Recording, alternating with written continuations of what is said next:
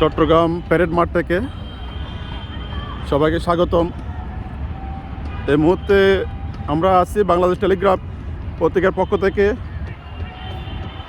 Parade মাঠে চট্টগ্রামের ঐতিহ্যবাহী চট্টগ্রাম কলেজ এর পার্শ্ববর্তী চট্টগ্রাম প্যারেড মাঠ। এখানে অনেক কাজ চলতেছে। এখন দেখেন অল্প কিছুক্ষণ পরে এখানে বৌদ্ধদের ধর্মীয় গুরু প্রয়াত অজ্ঞ মহাপণ্ডিত ডক্টর জ্ঞানশ্রী মহাতর মহোদয়কে এখানে নিয়ে আসা হবে এবং এখানে পবিত্র সব মঞ্চ এই মঞ্চের মধ্যে রাখা হবে তাহার পবিত্র দেহ ধাতু।